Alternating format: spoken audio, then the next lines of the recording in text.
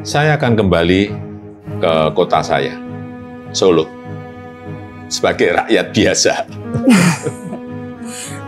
Kembali ke Solo, jadi rakyat biasa.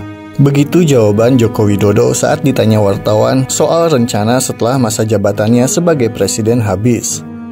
Kini, 6 bulan sudah pria yang akrab disapa Jokowi itu lengser dari kursi presiden. Ia memang kembali ke Solo. Tapi, benarkah jadi rakyat biasa? Faktanya, tidak begitu.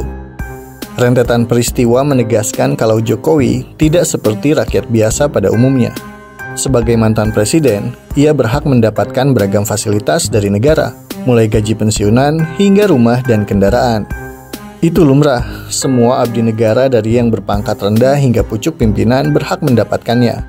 Namun Jokowi lain sendiri.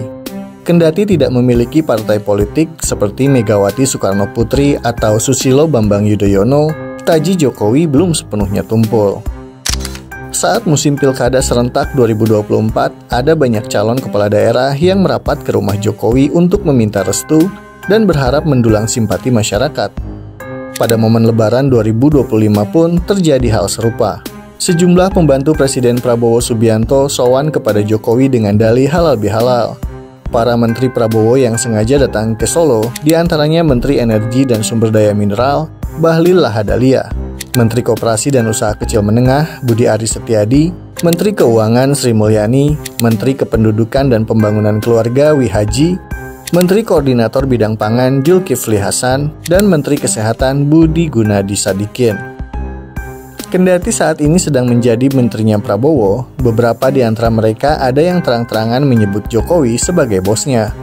Ucapan itu diungkapkan Budi Gunadi Sadikin dan Sakti Wahyu Trenggono, Menteri Kelautan dan Perikanan. Pernyataan dua Menteri Prabowo yang menempatkan Jokowi sebagai bosnya menguatkan sinyalemen adanya matahari kembar di pemerintahan Prabowo Subianto. Ketua DPP Partai Keadilan Sejahtera Mardani Alisera mengendus gelagat itu. Namun, Sekretaris Jenderal Partai Gerindra Ahmad Muzani menepis soal kekhawatiran ada matahari kembar di pemerintahan saat ini usai sejumlah Menteri Prabowo Subianto merapat ke rumah Jokowi. Menurutnya, para menteri itu memiliki komitmen terhadap Prabowo dan Prabowo pun tidak merasa terganggu oleh menteri-menterinya yang bersilaturahmi ke rumah Jokowi. Belum tuntas soal itu, muncul polemik lain setelah peserta didik Sekolah Staf dan Pimpinan Menengah Polri Pendidikan Reguler ke-65 mendatangi Jokowi di kediamannya.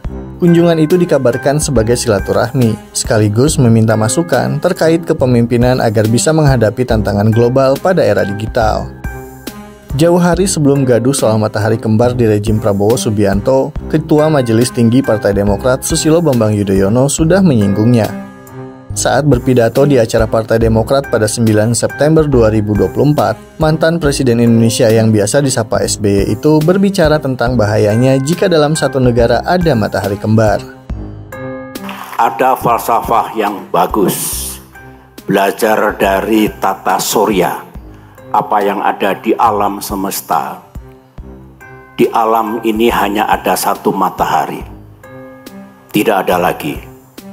Sama dengan Partai Demokrat yang kita cintai, hanya ada satu matahari, yaitu Ketua Umum kita. Akan kacau dalam sebuah negara, dalam sebuah entity termasuk partai politik, kalau mataharinya banyak. Bisa dibayangkan, makin panas karena matahari satu sudah panas, kalau ada dua, ada tiga, bagaimana? Kini isu soal matahari kembar kembali menguat seiring sikap sejumlah elit partai politik yang dinilai tidak biasa. Terlebih, Muhaimin Iskandar mengaku ditelepon Prabowo Subianto agar para menterinya merapatkan barisan. Namun Ketua Umum PKB itu meluruskan perintah tersebut. Menurutnya, seruan rapatkan barisan itu dalam rangka menghadapi tantangan global. Hal senada disampaikan Menteri Sekretaris Negara Prasetyo Hadi. Ia mengatakan arahan dari Prabowo itu merupakan hal yang biasa sebagai bentuk pengingat sekaligus memberikan semangat.